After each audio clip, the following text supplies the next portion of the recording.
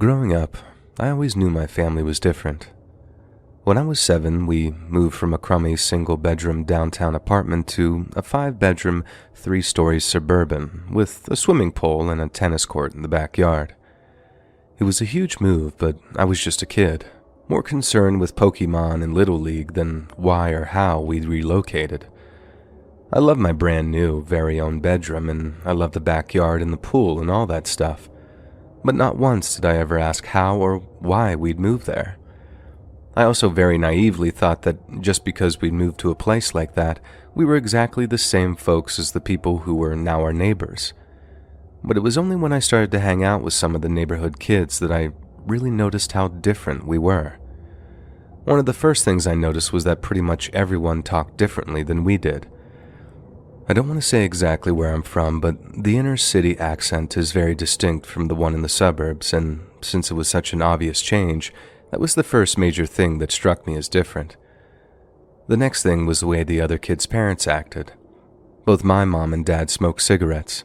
They smoked inside when we lived in the apartment, like I had quite vivid memories of having ashtrays around and stuff, but when we moved, they tried to smoke outside to keep from messing up their new house. This meant that Mom was almost permanently lounging on one of the patio chairs, smoking a cigarette with either a coffee or a glass of wine. But when it came to other moms, they didn't smoke. I never saw them drinking, and they never, ever cursed in front of their kids. On top of that, other moms seemed to actually do stuff. They had jobs, careers, or they were members of the PTA or the HOA or any number of other TLAs, these 3-letter acronyms. There were a lot of nannies in other kids' families because both of their parents had very busy schedules. But all my mom did was lounge around the house, occasionally go out to get her nails or hair done, while my dad stayed away at work for days at a time. I also had no idea what my dad did for a living.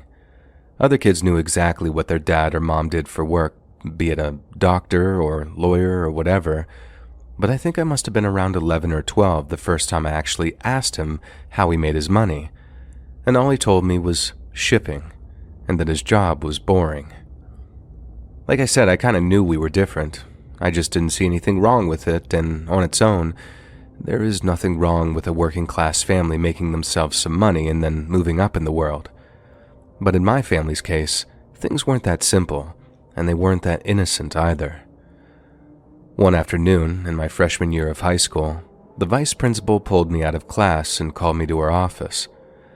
I thought that I might have done something wrong, so I was already kind of nervous when I got to her office. But when I saw her sitting at her desk with one of my aunts sitting in front of her, I realized something else was happening, and whatever it was very clearly bad.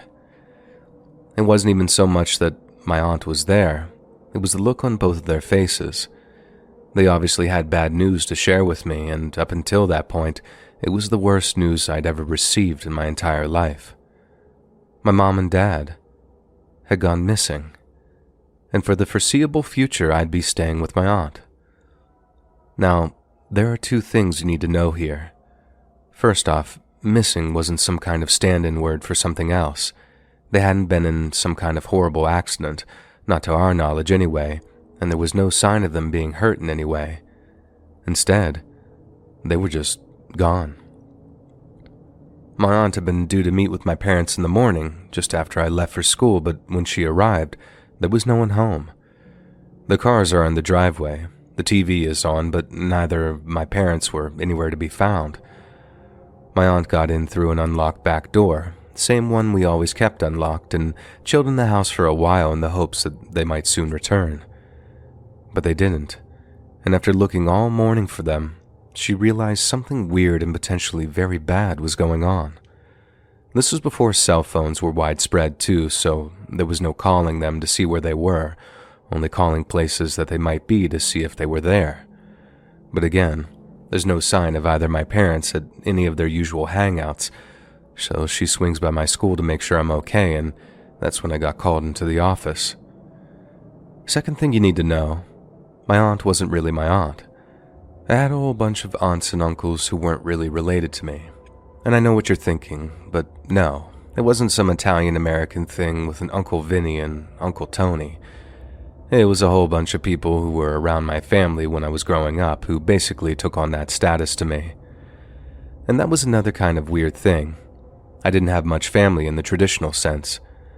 I have these vague memories of seeing a grandpa when I was very young, but then when it came to who'd be taking care of me in the absence of my parents, it fell on my aunt.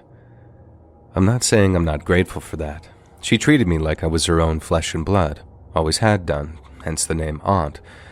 But that was definitely another weird inconsistency that I noticed as time went by. Other kids had blood relatives, aunts, uncles, cousins, grandparents they saw on the regular, but not me.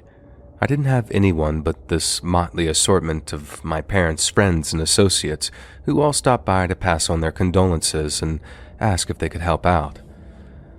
I say condolences like someone knew that they were dead or something, but it wasn't like that. They were just sorry that I was going through something so awful and, like me, hoped my parents would show up again soon. Anyway, from the ages of 14 to about 19, I really struggled with the fact that they seemed to have just disappeared. Eventually, there came a point where it was very obvious that people were expecting to find bodies, and not live people. And the most messed up thing is, I actually wish that were true. In my mind, I'd rather they had been killed in some freak accident than they willfully abandoned me. Not just me either. They left their entire lives behind and they didn't even bother to tell us why. Did I matter that little to them? That they'd just up and run off like that without even saying goodbye? That was the question that had me wishing that they were dead. Not something I'm proud to look back on, but it was a way of dealing with the pain of it all, I guess. Then, after 5 years of adjusting to the idea that I was never going to see or hear from my parents ever again, I got home from work one day to find my aunt sitting in the TV room with a friend of hers. The friend was someone that I'd come to know over the years. Not quite an aunt, but definitely someone I knew and liked. My aunt told me to sit down, and for the first time in a long time, I got that same creeping dread that I was about to hear some bad news. I remember just straight up asking my aunt, "Did they find Mom and Dad?" And she said no, but that the thing that they wanted to talk to me about was related to them. And like I said, I'd long accepted the idea that they disappeared somehow, possibly in like a kidnap or home invasion gone wrong or something.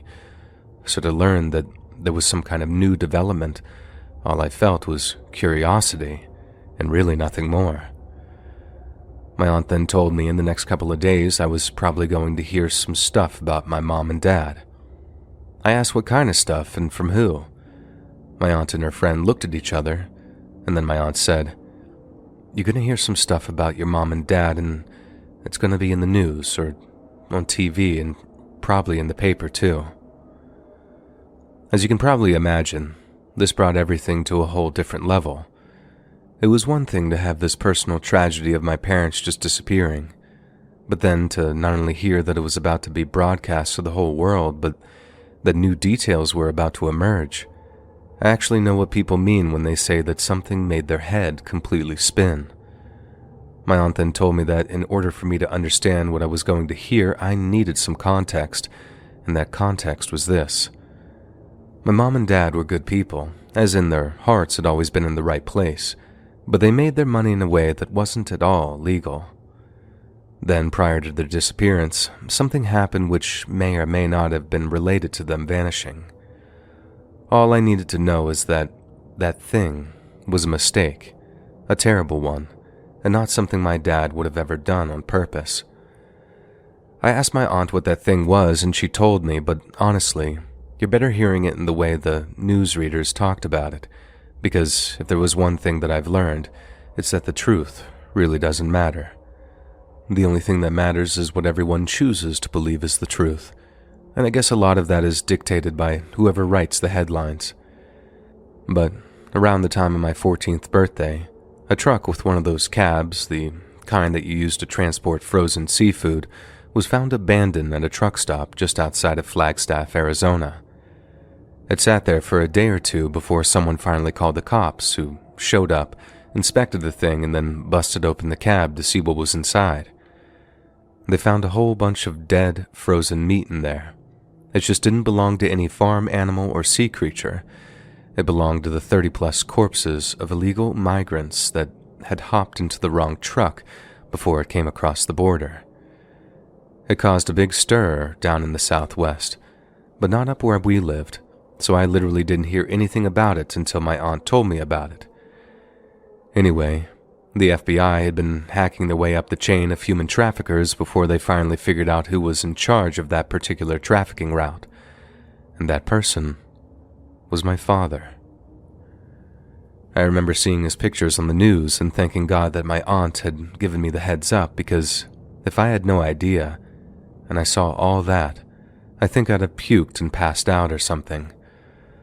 My aunt had told me that my dad just wanted to help people get into the country who wouldn't be able to do so otherwise for whatever reason. If it meant that he could make money doing it, then fine, it was a living. I guess that all those dead migrants, that was his big mistake. The buck stopped at him after all those accidental deaths were discovered, and I don't know if my parents just wanted to get ahead of everything and left right away, or someone in the same organization decided that he was a loose end that needed tying up. But either way, the timing of it, as in the fact that the deaths happened just a few weeks before they disappeared, meant it was probably related to their disappearance in some way. And as you can imagine, it's not something I particularly enjoy talking about with people, but this way, anonymously I mean, it actually feels kind of good to get it all off of my chest. I don't know where my parents are, if they're alive or not, or if I could ever find it in my heart to forgive them. But I hope that one day I can at least get the opportunity to talk to them, even if it is some kind of deathbed exchange. I know they did some truly awful things, and I know they deserve to be punished for what they did, but they're still my parents, and I've still missed them every single day since the moment I found out that they were gone.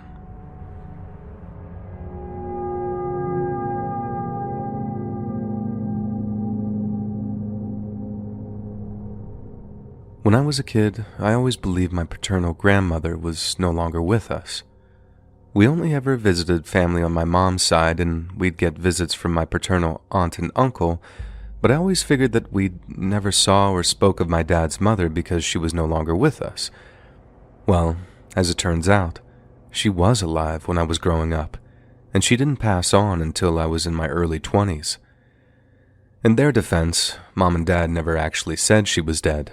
They just never, ever brought her up. To me, Grandma and Grandpa were literally the names of the two older folks that I visited every other weekend, and for years, I didn't even realize those weren't their names, and that I was supposed to have another pair of grandparents on my dad's side. I'm sure I might have asked at some point, I just don't remember it, and so I grew up thinking both my dad's parents were deceased. But then, years later, my paternal grandmother actually dies, at which point my parents decided that then was the best time to tell me about her. I don't know why they took it upon themselves to do so, but there's a lot I don't understand about my parents, so excuse me if I just toss that onto the stack of other crap that mystifies me about them. They could have told me all about what I'm about to tell you when she was alive, when I could have actually done something about it. But they waited until there was nothing I could do or say about it that would really matter, and I guess I still resent them a little for that. But then I can already hear you asking, what awful thing did Grandma do that meant my parents didn't breathe a word of her until she was dead? Well, I'm about to tell you. So my dad's side of the family is all Polish, and his mom was, well, kinda crazy. It wasn't her insisting on him marrying a Polish girl that made her crazy. That was a pretty common thing. It was all the crazy things that she did that made everyone think that she was crazy. My grandpa pretty much hated her. He only stayed because they were hardcore Catholic, and she made life pretty hard for my dad and his two siblings. But they didn't know any different. They just thought that that was family. They didn't realize other families actually made an attempt to be happy, or how other parents had some semblance of emotional maturity. And in my dad's case, he only realized things could be different when he met my mom. Her family is Cuban, and they're crazy in their own way, trust me. But the grandparents I grew up with are some of the most loving and welcoming people you could ever wish to meet. All they gave a damn about was if Dad treated Mom okay, and if he did, so they treated him like their own flesh and blood. Dad put off introducing Mom to Grandma. His own dad had passed by that point because he knew that she'd only react badly. But Mom being Mom, she insisted that they at least give it a try, so Dad calls Grandma and tells her that he has a girlfriend. Grandma was acting all pleased for him at least, but Dad could tell it was just an act. She'd only be truly happy once she'd heard the girl was Polish, so when she heard Mom's background was Cuban, she was not happy. She wasn't particularly unhappy about it though. Like she didn't slam the phone down or start giving my dad the cold shoulder, and she actually agreed to the offer of a meeting over dinner. And this was a huge thing. Dad thought she'd go nuts if he brought home a Cuban girl, so to have her even agree to a meeting was like a really hopeful sign. Anyway, so a few weeks go by and it finally comes time for Mom and Grandma's first meeting. Grandma insists on doing the cooking, and when Mom and Dad arrive, she told them that she made a kind of stew called bigos. Bigos is actually pretty good. Like imagine a stew with a little fruity fragrance to it, but just like my paternal grandma, I didn't even know it existed until I was like 23. And then weirdly enough, it was for the exact same reason too. So things are actually going much better than expected. The bigos is good, Grandma's being nice, but then Mom seems to have a real problem with her food. Mom wasn't a fussy eater or anything, but she was clearly just trying to be nice when she was calling it delicious. But then, it really was delicious. Grandma had clearly worked hard on it, and even way back then, Mom was open-minded and adventurous with food.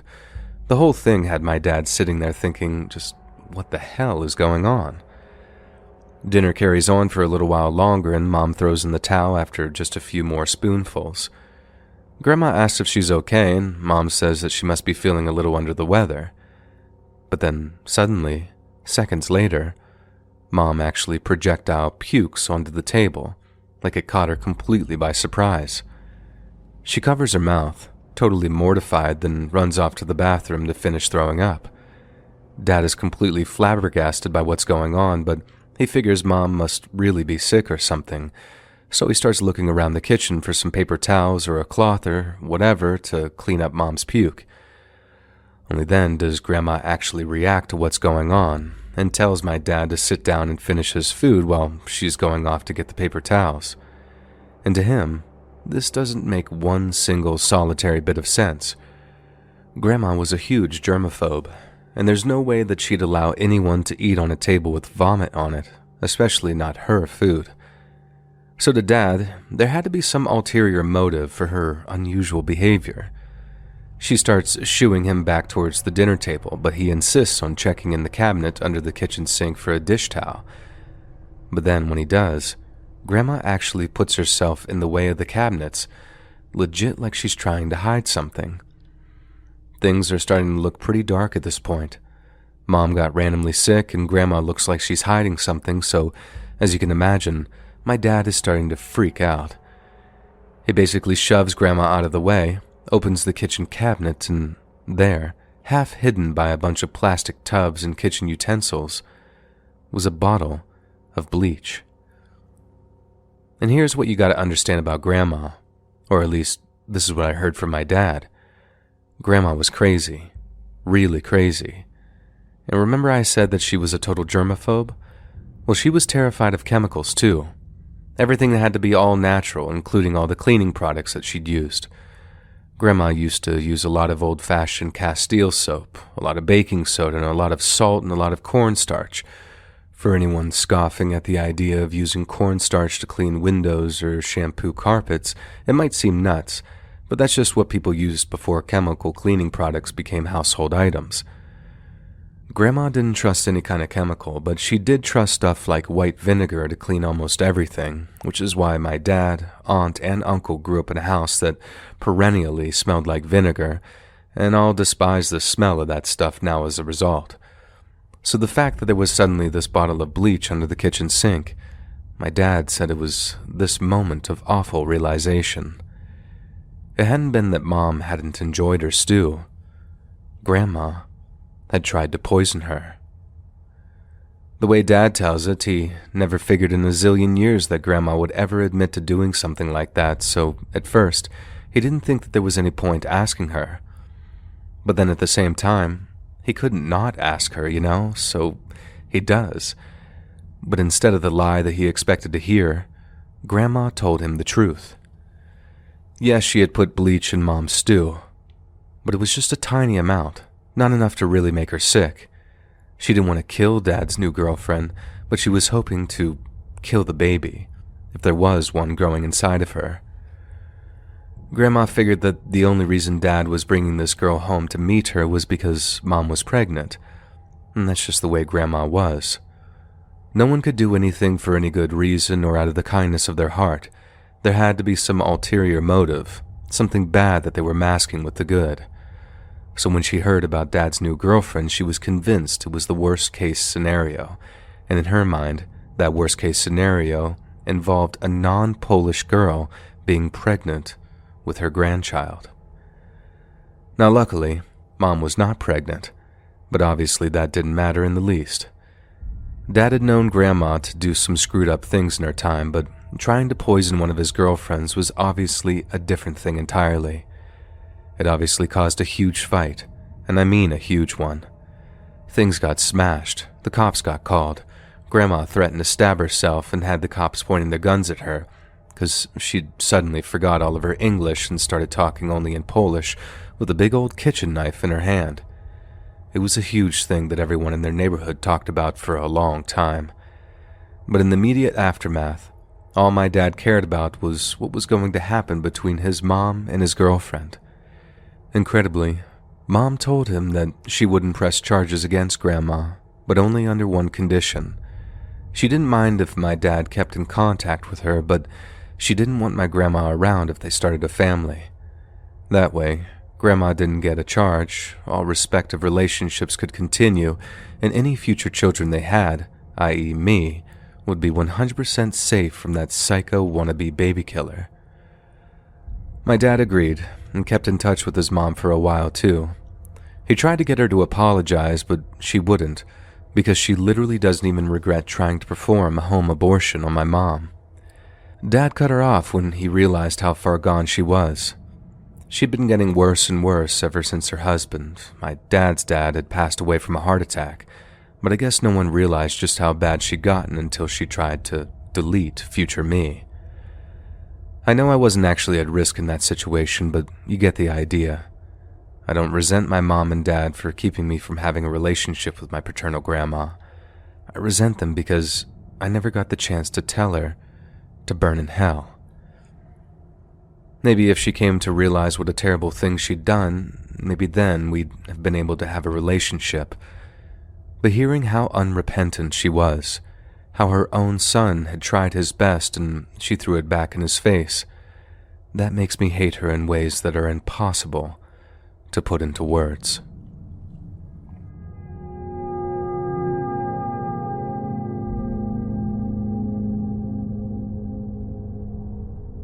When I was growing up, I had a friend who told me this wild story about his family's history. It wasn't totally unbelievable, but it was very, very far-fetched, and whatever shred of credibility it had evaporated when he asked me, "Don't tell my mom I told you this." We were 12, going on 13 at the time, so I was old enough and smart enough to realize that when my friend told me, "Please don't try and verify this," what I should be hearing was, nothing I just said was true. But then, the more I thought about it, the more I felt kind of insulted that my buddy thought that I was dumb enough to believe such an outrageous story. And so I took it upon myself to try and embarrass him a little, and concocted a scheme to inflict some petty revenge. I guess that doesn't make me sound like a very good friend, but we were just dumb kids, and if anything, this whole incident actually brought us closer over the long run. But at the same time, I just couldn't resist myself, and in doing so, I well and truly kicked a hornet's nest. But anyway, so I'm sitting at the kitchen table in my friend's house. Me and him are having some dinner, and his mom is kind of wandering around the kitchen doing dishes and stuff. The three of us are talking about nothing in particular, when suddenly I asked my buddy's mom, "Hey, Mrs. P, is it true your family used to be gangsters?" I expected her to say something like, "No, what are you talking about?" and for my buddy to just get embarrassed or something. But instead, she froze, and without looking around at us, said to my buddy in a voice filled with tension, "Tell your friend that he has to go home, now." My buddy looked like he was about to pass out, like he turned so pale that he was a little green, and then he did as his mom asked.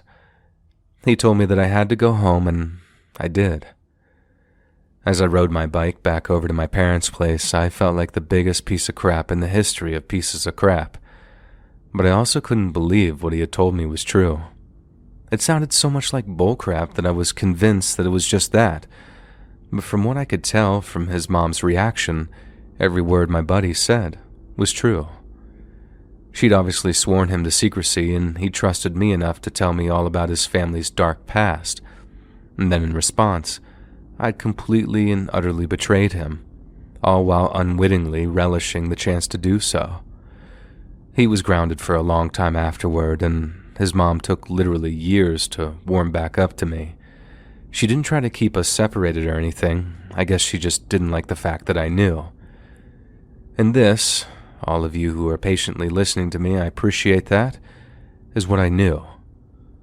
Back during Prohibition days, my buddy's family were the most prolific bootleggers in the entire Ozarks. They covered southern Missouri, western Tennessee, northeast Oklahoma, northern Arkansas, and part of Kansas. They also supplied elements of the Italian mafia over in St. Louis, who in turn sold the booze for a huge markup. They were based over near a place called Ava in Missouri, but when they started out there was already a bunch of different outfits running liquor, and they were doing it in a kind of syndicate. They controlled the market, leaving no room for anyone else. So, how did my buddy's family muscle their way onto the scene, you might ask? Well, the answer to that is sheer goddamn brutality. A group of around a dozen different brothers, uncles, and cousins, all young, wild, and hungry enough to do something so goddamn crazy, they get together and they decide that they're going to go to war. Only they don't fight fair at all.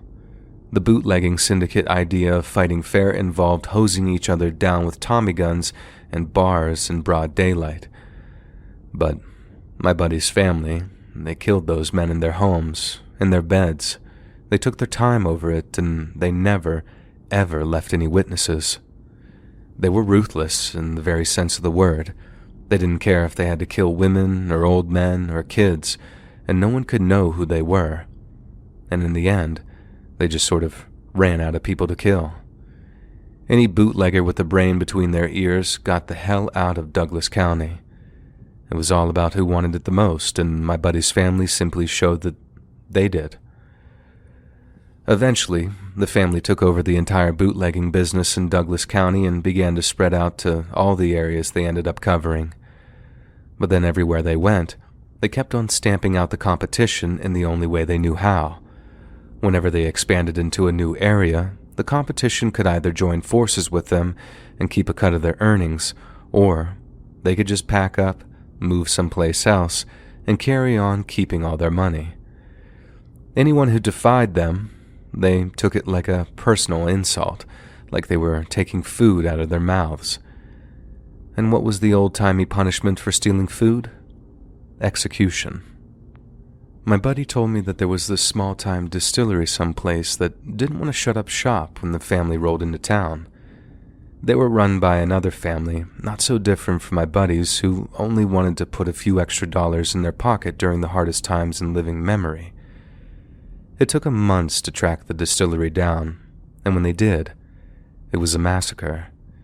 They ambushed their competitors, shot them up, tortured the survivors, then trashed their equipment and burned their bodies. And the thing is, it was a celebration, you know? It had taken them long enough to track those boys down, so it felt good to them, like something worth celebrating. They drank, danced, and played the fiddle around the fire the slain bootleggers' bodies were roasting on. And one time, and this was the part which made me think, there's no way in a million years this actually happened, the family were hunted by some federal men, like from whatever they had before the FBI. The family simply killed those men too, didn't wait for him to come look for him either.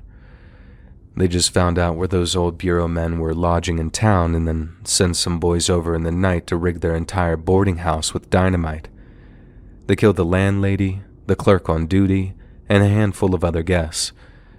But most importantly, it got all 4 bureau men while they were asleep in their bunks. Poor bastards never knew what hit them. And after that, the feds rolled into Douglas County, intent on putting an end to all the violence. They hunted down my buddy's family, sending any survivors fleeing out of state. And that's how my buddy's family ended up where they were, far from Missouri, and far from places where their names had become a byword for death and destruction. My buddy said that he found all this out from a senior citizen uncle of his who let slip and told him and a bunch of his cousins all about it when he was drunk one time.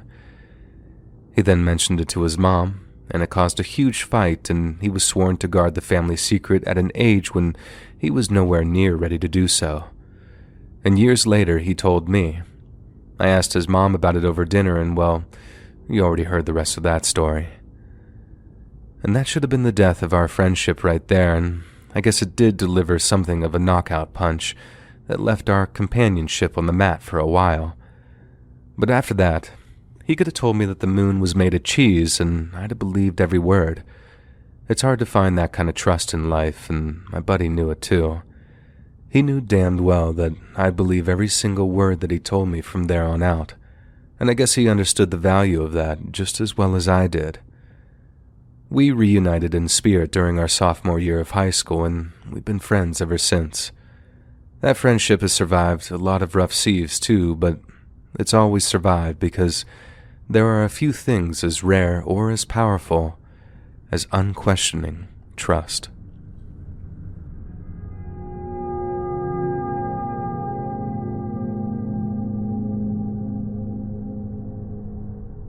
It was only in the last couple of years that I found out how an uncle of mine had been touched as a child, and that the perpetrator was actually a priest at the family's church. This was way back in the 1950s in rural Pennsylvania, when there was no sex ed and when kids were told to religiously obey the commands of their elders. By the time he even realized what was going on, he knew no one would believe him, and there was no getting out of Sunday school either, so he was basically stuck getting abused from the ages of 10 to 13. By 14, he was avoiding church entirely, which caused a huge rift between him and my grandma, and then to combat all the stress which that caused him, he started drinking more and more heavily until he basically was a functioning alcoholic by age 18. And by the time he was 20, he was stealing cars, taking benzos and quaaludes. Then when the law finally caught up with him, he was given 2 choices: join the army and set himself straight, or spend the next 6 years in jail. He chooses the army, thinking the 3 years as a soldier will beat 6 in the slammer. But boy was he wrong, because just a year into his service, Uncle Sam went into South Vietnam, and my uncle went with him. To me, this is where the story gets really weird, because if my uncle did what he did next as a way of getting out of Vietnam, then I'd get it. In fact, a bolder man than I might even say that it was the smart thing to do. But at least officially speaking, my uncle's service record was impeccable. He served his country honorably, did 1 tour, came home, then he was discharged once he'd completed his contract. My mom said that the whole family thought that he turned his life around, but after a few months of being back home, my uncle started to act really, really strangely. So while he was over in Vietnam, my uncle had found religion. I guess it all makes sense in the world to get a little spiritual when you're so close to death every day, and when he got back, he joined a local church and spent a fair amount of his spare time helping out. But then one day, he just stopped going, and he didn't find any other church to go to either. Instead, he started acting depressed. He stopped going to work, stopped returning calls, so my grandma and grandpa reached out to the church that he suddenly stopped going to and asked the pastor if he had any idea what was going on. The pastor was over the moon to hear from some of my uncle's relatives, and he had had no other way of getting in touch or getting information about him. My grandparents figured that they were getting somewhere, but then the pastor hit them with some very terrifying news. My uncle had claimed to have been experiencing stigmata. And for those of you that don't know, stigmata is a Catholic thing, and it's when a person experiences unexplained wounds or scars that occur in the same place that Jesus was wounded during his crucifixion. We're talking wounds on the palms or wrists, wounds on the feet, near the heart, or on the person's head or back. My uncle had them all. Only his pastor said the wounds were quite obviously self-inflicted. He said the one example of stigmata that he actually believed was a girl in Brazil whose stigmata consisted of a sudden and unexplainable lack of pigmentation in the affected area, and that the general consensus among most men of God was that the Lord does not inflict physical wounds and call them a blessing. Stigmata is a reminder of Christ's sacrifice, not a reenactment of it, and when the pastor confronted my uncle with this idea, that he was hurting himself, my uncle freaked out, stormed out of the church, and that's pretty much the start of him going AWOL. As soon as they heard that he was potentially harming himself, my grandparents enlisted the help of a few friends. Then they drove over to my uncle's place to stage what I guess these days you'll probably call an intervention. They went over to his place, and at first it seemed like he wasn't home. But when someone peeked through a window and saw blood on the walls, they smashed their way inside and found my uncle upstairs in his bathroom. They caught him doing it, cutting himself, and they basically dragged him off to the psych ward after convincing him to put the knife down. He was later diagnosed as suffering from paranoid schizophrenia, which had latched onto his newfound religion with manifesting religious-based hallucinations and delusions. My family had him committed to the state psychiatric hospital, and he seemed to get a little better there, but was still very much in need of round-the-clock treatment to prevent him from doing any further damage to himself. A few years later, the state governor closed the facility my uncle was staying in, and he was basically given a choice between living at a group home or living on his own. Only those that had improved since their committal were given such a choice, and my uncle chose his freedom.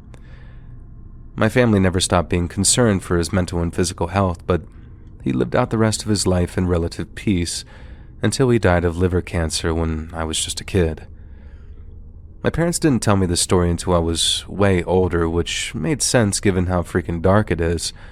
I just wish I had a chance to meet him. He lived one hell of a life, and even with all the crap he went through, he ended up finding a degree of peace in his final few years. It might sound weird, but it kind of gives me hope. He fought in a war, was addicted to drugs, and went through a hellish kind of mental illness, but then managed to get past it. Or at least he got past it enough to live a somewhat normal life for a while, before his long overdue date with destiny.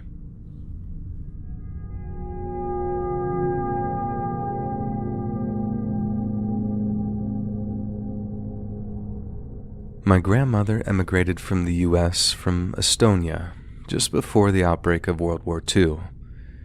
You might think that that'd mean that she'd avoided a lot of tragedy, escaping Europe before the war and all. But in actual fact, it was her own personal tragedy that prompted the move, or to be more specific, the death of my grandfather. My mother was an only child at the time, so she remembers my grandmother and other siblings being very sad about something, whereas she was just confused. She didn't understand where her father had gone, only that she should be sad that he was never coming back. Sometime later, they moved to America, and many years passed before my mother explored the subject of my grandfather's death in more detail. But when she finally did, she was horrified about what she'd heard. Originally, all my mother knew about my grandfather's death was that it had been a sudden and tragic accident. He'd been out walking one day when an innocent misstep caused him to bash his head onto a jagged rock, Then, before anyone realized that he had hurt himself, it was too late. That's what my mother and her siblings were told, that it was all a tragic and unforeseen accident. But that was only partially true. The story goes that my grandfather used to wake up real early for work. I'm talking pre-dawn. He used to make his own breakfast, head out to work before anyone else woke up, and then he'd return home late again in the evening after his long shift working at a lumber mill. One morning, my grandmother wakes up and she goes downstairs to find no dirty plates from my grandpa's breakfast, only a small scribbled note saying that he was gone and he was never coming back. Obviously, this shocked my grandmother, but mainly because it was completely out of the blue. They were happily married, at least that's what my grandmother says, so his sudden departure made her question his mental state. My grandmother then walked all the way into the nearest town from the farm that they were living on, told the constable that my grandfather was missing and that she was concerned for him.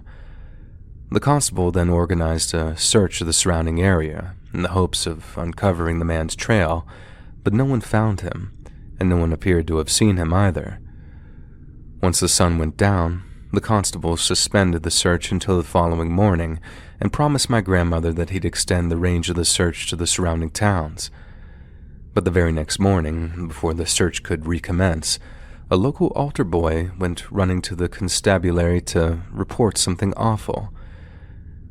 There was a dead body lying in the church's cemetery, and upon investigation, they found it was my grandpa. A doctor was summoned to the scene to determine the cause of death, and following a short inspection, he declared my grandfather had frozen to death. He had simply walked into the cemetery at some point over the previous 24 hours, laid down, and then just stayed still until he froze. He was lying directly on top of this one particular grave, too, so perfectly aligned with where the casket would be that it terrified the townsfolk when word filtered down to them. The grave was an old one, and its occupant bore no relation to my grandfather. According to the inscription, the deceased woman passed when my grandfather was just a child. There's a chance the pair may have met in some capacity, but there's no way that they had any kind of personal relationship, and the reason for this particular grave selection remained a mystery.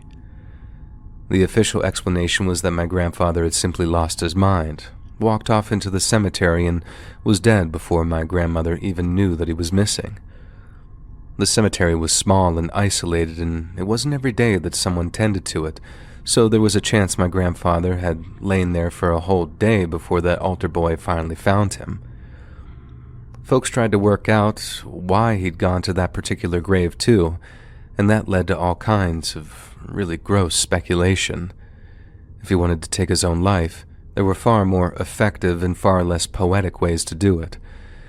And if it was indeed him doing so, what had been bothering my grandfather so terribly that he felt the need to actually take his own life? The never-ending mystery, all those unanswered questions were like a curse on my grandmother, and not long after my grandfather passed, she left Estonia and emigrated to America, like I said. She told my mother when she was an adult and had always regretted doing so. She then made her promise never to tell me until she was dead. She had lived with the pain of it and had seen what it had done to my mother, but she also knew that I had the right to know what really happened. My grandmother's only request was that she wouldn't be there to see it break my heart, in the same way that it had broken my mother's heart when she learned the truth. My mother became obsessed with the subject, and it tore my grandmother up to see her putting all this time and effort into something so fruitless. The only person who really knew what happened that morning was my grandfather, and unless there truly is such a thing as an afterlife, then our chance of getting answers died with him. I've accepted that we're never going to know what happened to him, and I'm inclined to believe that he suffered some kind of manic-depressive episode, and that's all there is to it. But as Mom told me, there are others in our extended family, mostly back in Estonia, who think that something considerably more frightening and considerably more supernatural occurred that morning when my grandfather walked off towards that cemetery. Personally, I think that's a bunch of crap, and that any kind of speculation like that is an insult to his memory. But they really do think that it was some kind of curse, that the woman whose grave my grandfather laid on was some kind of witch, and that my grandmother fled Estonia to escape that curse. I can only safely say that neither myself nor my mother or grandmother believe there's any kind of supernatural element to my grandfather's death. To us, there's nothing more terrifying than the idea of someone just walking off into an icy cemetery, laying down and then fighting off every overwhelming urge to seek warmth before finally blacking out forever. Because if it can happen to someone as loving, hard-working, and stable as my grandfather, then it can happen to just about anyone.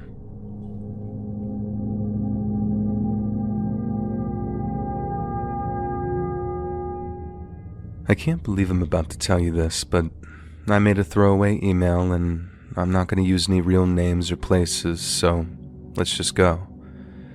The biggest, darkest secret in my entire family involves my granddad, his little brother, and a little Southeast Asian country called Vietnam. Granddad, his youngest brother, so technically my great-uncle, and two of their close mates were lucky enough to have their numbers called in the draft for Vietnam. Obviously, none of them wanted to go, but if they didn't, they'd get arrested, lose their jobs, and it'd be a world of hurt for each of them. So instead, they had to come up with a plan to get themselves out of it. The plan was they'd drive out to get their medicals done together, but on the way there, they'd have themselves a little accident and drive their car into a tree or a ditch or something.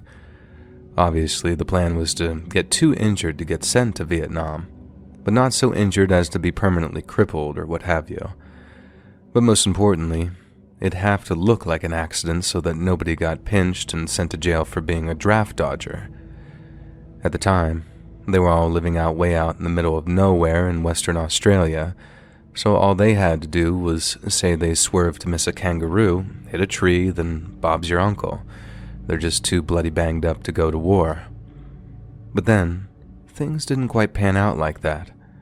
My granddad was driving the car, his friend was in the passenger seat, and the two others were in the back, his brother included. They were driving along when they see this lone tree coming up in the distance. My granddad asked all the lads, "You ready, boys?" And they said, "Yeah, let her rip and skip." Then, wham! The car smashes into the tree doing about 40 kilometers an hour. Granddad's right leg gets smashed in an instant, no Vietnam for him. The guy behind him breaks his arm and some ribs, no Vietnam for him either. Their other mate gets a few broken bones too, meaning no playing at being a soldier for him anytime soon. There was just one massive problem. Because this was rural Australia in the 60s, wearing seatbelts really wasn't compulsory. But then, knowing that they were going to be in a big crash, my granddad had worn his, as had his two mates in the back and passenger seat. But his little brother, hoping that leaving it off would make for more debilitating injuries, had neglected to wear it, and the impact had ruptured his spleen. Nobody had found the car for an hour or two, and neither had anyone in it factored serious internal injuries into their genius-level scheme. My great-uncle was dead before they could even get him to a hospital, and my granddad never, ever forgave himself. I only found out in the last couple of years following his death from heart disease. My grandma was the only one he ever told, as far as we know, and she didn't tell my mother until after he died, which is when I found out too. After the funeral, we found a small box in their bedroom when we were cleaning out the house. It had a clipping from the local newspaper at the time about the accident. It said that they had swerved to miss a kangaroo and called it a tragedy. I don't think my mother told any of her siblings, so technically this is still the family secret. I guess now you're all in on it, so why don't you keep it hush-hush?